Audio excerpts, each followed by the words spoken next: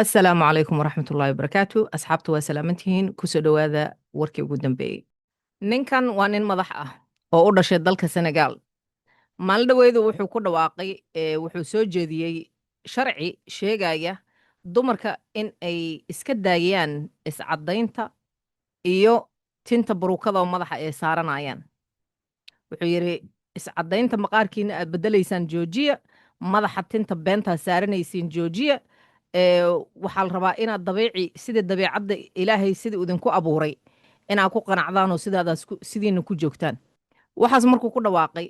hal mar wixii naag Senegal joogtay oo dhan ku kacday oo dhaheen sidee uga hadlaysaa annaga muuqaalkeenna iyo haddaan iscadayno iyo haddaan baruuka qaadanno waxa kaa quseeya soo sheeg maxaa kaa galay annaga afaaraheenna maxaa usoo gashay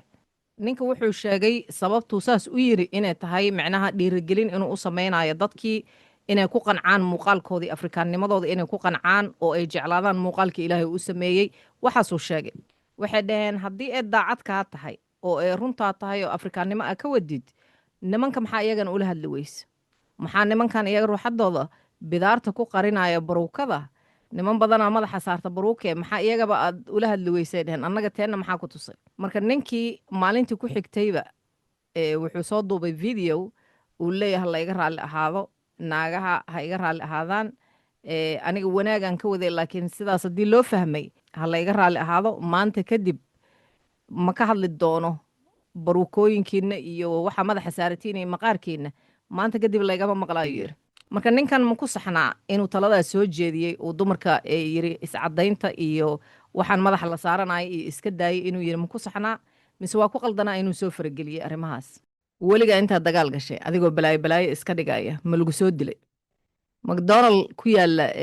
chicago waxaa ka dhacday qiso qosol leh gabar yaroo shaqaalaha ka mid ah maanajaradeeda waxay ku tiri ordoo baxoo qashinkaas qaad qashin meel yaallaa gabadhii loo diray inay qaaddo gabadhi way isu soo taagtay oo waxay tiri maya ma qaadaya qashinka maanajaradeedii iyadaa isqabsaday maanajaradda waxay tiri haddaadan qashinka qaadaynin ordoo bannaanka u bax shaqadana waa ka fasaxan tahay maanta ordoo bax ma sii shaqaynaysid macnaha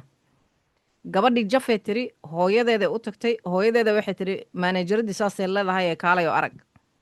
habartiioo haadaysa oo dheg la qabta lahayn aa u timid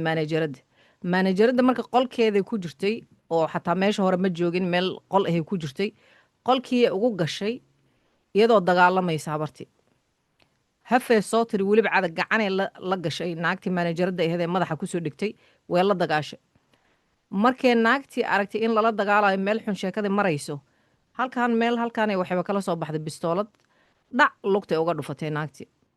naagtan waatan waa naagtii baxday oo maanajaradda damacday inay soo disho iyadiyaa xabaddu ku dhacday booliiska markay yimaadeenna iyadiyaa la qabtay haddana waxaasoo dhan askarta waxay dhaheen waxaasoo dhan waa laga hortegi karay hadalaana lagu dhammayn karay haddii gabadhii iyo maanajaradda isqabsadeen maxaa diiday inaa maanajaradda la hadashid hadalna lagu dhammeeyo sheekadii maanajaraddiiya gacana ula tagtay iyadiyaana lugta laga soo xabadeeyey waa tahay asxaabay haddii barnaamijkeenna uu ku cajibiyey oo channelkan aad soo gashay oo aad aragtay subscribe-ka nala dhaafin subscribe garee asxaabtaada la sheer garee wixii comment ahna noogu soo qor meesha hoose waa ku kaasa intaan midkiisa kale ku kulmi doonana waa aniga oo ah basro idin leh nabadgelyo